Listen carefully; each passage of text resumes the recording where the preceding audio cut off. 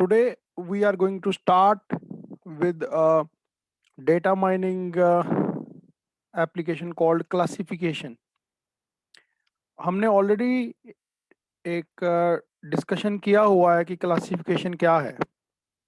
For a given data set, we try to predict if a particular tuple or a record will belong to which class of categorical value.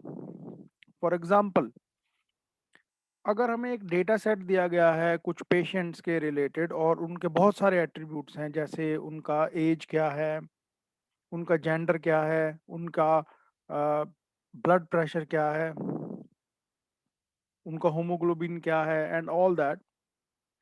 Based upon that हम लोग ये predict करना चाहते हैं या उनको classify करना चाहते हैं कि whether they are likely to have cancer और नॉट. तो हमने क्लासिफाई किस में करना है? हमारे पास प्री डिफाइंड क्लासेस हैं, likely to have cancer or not likely to have cancers. These are called categorical values. हम उनसे ये नहीं पूछ रहे हैं कि what will be the value of something. We are just asking whether the person is likely to have cancer or not. So there are only two categorical values, yes or no. Now uh, how do we achieve this? हम इसको achieve कैसे करते हैं? With the help of a model. हम लोग एक model बनाते हैं जिसमें हमें एक ट्रेनिंग सेट गिवन होता है, जिसमें कुछ पेशेंट्स की डिटेल्स होती हैं और हमें पहले से ही पता होता है कि इस पेशेंट को कैंसर है या नहीं है. तो based upon that we train our model. हम अपने मॉडल को ट्रेन करते हैं and once our model is trained, then we give it the real life data to predict whether this patient which has entered the hospital or is likely to have cancer or not. So what is classification? It is used to predict categorical labels. जैसा मैंने आपको बताया, likely to have cancer or not likely to have cancer, likely to pass or likely to fail. All these are predicting the categorical labels. Classification analysis helps to organize the data into predefined classes. Jin categorical labels की आप बात कर रहे हैं वो pre defined है, पहले से ही डिफाइंड है कि we have one class, sorry two classes और more than two classes. Classification is also known as supervised learning. For example, depending upon the yearly sale figures or increase in sales, performance of salesmen can be classified into predefined classes such as outstanding, good, average and poor. Supervised learning है because we already know that it will belong to one of the predefined classes. इनको एक predefined class के अंदर जाना ही जाना है, यानी या तो उस सेल्समैन की जो परफॉर्मेंस है वो आउटस्टैंडिंग होगी, गुड होगी, एवरेज होगी या पुअर होगी. So we are leading towards that. तो हम सबसे पहले क्या करते हैं, अपने मॉडल को ट्रेन करते हैं और ट्रेन होने के बाद हम लोग उसको रियल लाइफ में यूज करते हैं. क्लासिफिकेशन प्रोसेस क्या है? This is very important. To begin with, classifier describes the predetermined set of data classes. वो क्लासेस बनाता है. This is called the learning और द ट्रेनिंग स्टेप. हम लोग उसको डायरेक्टली यूज करना शुरू नहीं कर देते हैं, सबसे पहले हम लोग लर्न करते हैं या हम लोग ट्रेन करते हैं. फॉर दैट एक क्लासिफिकेशन एल्गोरिदम यूज की जाती है to build the classifier. Classifier basically क्या है? वो मॉडल जो हम लोग रियल लाइफ में यूज करेंगे. हम ऐसा करते कैसे अचीव करते हैं इसको? हम लोग एक ट्रेनिंग सेट को यूज करते हैं जो कि बना हुआ है डेटाबेस टपल्स के साथ और and their associated class labels. जैसा मैंने आपको बताया था कि हम एक मॉडल बनाना चाहते हैं जिससे हम लोग प्रिडिक्ट कर सकें कि whether the person is likely to have cancer और नॉट. और उसके लिए हम यूज करेंगे एक ट्रेनिंग सेट जिसमें एक डेटा गिवन है पुराने पेशेंट्स का, जिसमें हमें मालूम है कि whether the associated class label is कि इसको कैंसर है या नहीं है, और उसके एट्रीब्यूट्स दिए हुए हैं। हम लोग उन एट्रीब्यूट्स की वैल्यूज को यूज करेंगे with the help of associated class labels to design a classifier.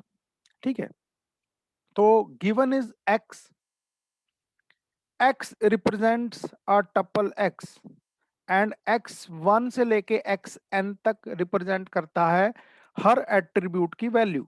For example X is a tuple that belongs to Dinesh, वो एक पेशेंट की बात कर रहे हैं दिनेश की।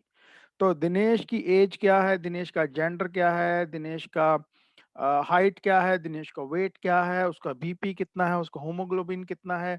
सो all these values represents one tuple that is called x.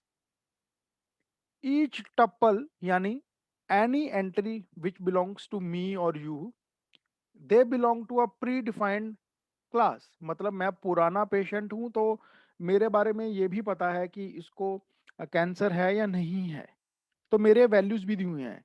तो अब हम ट्रेनिंग शुरू करते हैं कि अगर किसी का वेट इतना है, उसका बीपी इतना है, तो उसको कैंसर है। अगर उसका वेट कम है, बीपी कम है, तो उसको कैंसर नहीं है। तो इन चीजों को बेसिकली हम लोग एक एल्गोरिदम के थ्रू यूज करके एक मॉडल बनाते हैं। तो ये जो क्लासेस होती हैं, ये जैसा मैंने आपको बताया, ये कैटेगोरिकल होती हैं, यस और नो। हम लोग वैल्यूज प्रेडिक्ट करने के लिए क्लासिफिकेशन मॉडल को यूज नहीं करते हैं। As you can see in this very figure, it represents the process of classification. सबसे पहले हमें क्या गिवन है, we are given a training set at the top. हमें सबसे पहले ऊपर एक ट्रेनिंग सेट गिवन है। ट्रेनिंग सेट के ऊपर एक क्लासिफिकेशन एल्गोरिदम लगाई जाती है। अब क्लासिफिकेशन एक प्रोसेस है डेटा माइनिंग का, but that does not mean कि एक ही एल्गोरिदम अवेलेबल है। बहुत सारी एल्गोरिदम्स अवेलेबल है, आप जिस एल्गोरिदम को यूज करना चाहते हैं उसे यूज कीजिए। फिर हम लोग कुछ क्लासिफिकेशन रूल्स लगाते हैं। ठीक है, these rules you will learn as we go further. And then what we have is two types of data. One is the test data which is limited in nature. अब हम देखना चाहते हैं कि इसकी एक्यूरेसी कितनी है। ठीक है, हम लोग टेस्ट सेट में ये नहीं डिस्क्लोज करते हैं कि इस बंदे को कैंसर है या नहीं है। हमें पता है लेकिन हम डिस्क्लोज नहीं करते हैं। फिर हम देखते हैं कि हमारा मॉडल अगर 100 लोगों के ऊपर बताता है कि इनको कैंसर है या नहीं है, तो वो हमारे टेस्ट सेट के साथ कितना मैच करते हैं, तो उससे हमें उसकी एक्यूरेसी पता चलती है। अगर एक्यूरेसी लेट से हमारे बेंचमार्क 90% या 95% से ज्यादा है, and then we use it on the unseen data. Now the basic question that comes to your mind might be कि what is the difference then between the test data and the training set? The only difference is कि training set के अंदर उसको cancer है या नहीं है वो हम लोग उसको ट्रेन करते समय बता देते हैं कि ये वाले टप्पल को कैंसर था, इसको कैंसर नहीं था। टेस्ट सेट में क्या होता है, पता तो हमें होता ही है कि इसको कैंसर है या नहीं है, लेकिन वो एल्गोरिदम को नहीं बताया जाता है। एल्गोरिदम अपना रिजल्ट निकालती है, फिर हम लोग उसके साथ मैच करते हैं और फिर हम लोग उसकी एक्यूरेसी निकालते हैं। अगर एक्यूरेसी गुड इनफ है, then we apply it on the unseen data. ये एक एग्जांपल दिया हुआ है। Let us consider the following data set. इसमें हमें बताया गया है कि कुछ लोगों का डेटा दिया गया है, उनका नाम है, उनकी एज है, उनकी इनकम है, ऑलरेडी हैज लोन, उन्होंने लोन लिया हुआ है या नहीं लिया हुआ है, और लोन का डिसीजन क्या है कि ये हाई रिस्क है, नो रिस्क है या रिस्क है। ठीक है, तो ये हमें ऑलरेडी गिवन है। तो हमारे जो कैटेगोरिकल क्लासेस हैं वो ये हैं कि whether it is risk, whether it is no risk, और whether it is just a simple risk. तो let us suppose that based on the classifier हमने कुछ रूल्स बनाए, जो आप रूल्स की बात कर रहे थे ना यहाँ पर, if you see the classification rules, तो ये कुछ रूल्स बन गए हैं based upon the training set जो ऊपर दिया है। अगर आपकी इनकम लो है, आप यंग हैं और आपने ऑलरेडी लोन लिया हुआ है, तो रिस्क इज वेरी हाई। तो जब ये रूल बन जाता है, तो अगर एक नया बंदा आपसे लोन लेने आता है और हमने ये पता करना है कि वेदर द अगर हम इसको लोन देते हैं तो रिस्क है, नहीं है, या बहुत ज्यादा रिस्क है, तो हमने ये रूल बना दिया है।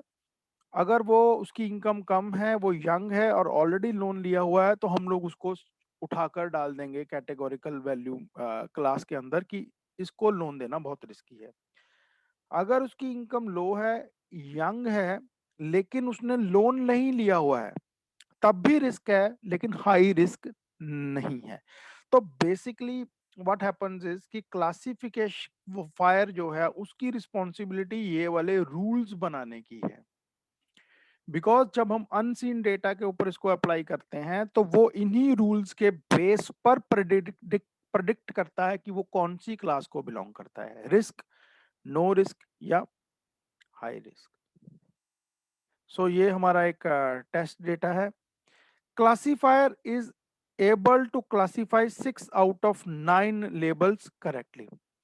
अगर हम लोग मानते हैं कि ये हमारा गिवन डेटा है और ये उसने प्रिडिक्ट किया है, इसमें से 6 एंट्रीज करेक्ट हैं और 3 एंट्रीज गलत हैं, जैसे कि फर्स्ट में उसने किसी की भी एंट्री निकाली हो, उसमें से 6 के लिए उसने करेक्टली प्रिडिक्ट कर लिया, 9 में से, यानी 3 गलत हैं, तो इसकी एक्यूरेसी कितनी हुई, 6/9 × 100। अगर उसने 6 वैल्यूज को टेस्ट डाटा ने करेक्टली प्रिडिक्ट किया, तो 6/9 × 100 इज द एक्यूरेसी। क्या वो एक्यूरेसी हमें एक्सेप्टेबल है? अगर एक्सेप्टेबल है तो ठीक है, अदरवाइज हम लोग हमारे क्लासिफायर को दोबारा से ट्रेन करते हैं सो दैट उसकी एक्यूरेसी बढ़ जाए। नई एल्गोरिदम यूज करना, नए रूल बनाना, by like that. So how many techniques do we have for classification? Decision trees, artificial neural networks, genetic algorithms, k nearest neighbor, memory based reasoning and naive bayesian। हम इनमें से कुछ algorithms को study करेंगे, लेकिन आप अपने क्लासिफायर को बनाने के लिए इनमें से कोई भी एल्गोरिदम, डिपेंडिंग आप कौन सी एप्लीकेशन के ऊपर काम कर रहे हैं, आप इसको यूज कर सकते हैं। Some of the applications of the classification model, ये बहुत कम एप्लीकेशंस हैं, आप इनसे ज्यादा भी यूज कर सकते हैं, जैसे fraud detection, performance prediction, loan decision applications and computing the churn rate. Churn rate क्या होता है वो एक बार शायद आपको आगे एग्जांपल में आ जाएगा। तो फ्रॉड डिटेक्शन क्या है? बेसिकली डिटेक्टिंग की what are the chances of fraud to happen, अगर what are the performance of a person. Loan decision application मतलब हमें इसको लोन देना चाहिए या नहीं देना चाहिए। एंड कंप्यूटिंग चर्न रेट, जैसे मैंने आपको बताया कि कितने लोग लाइकली टू लीव हैं या कितने लोग लाइकली टू बी रिटेन्ड हैं, that is called the churn rate. In the next lecture, we will start with the different algorithms that we can use for implementing the classification or building a classifier. Till then, thank you.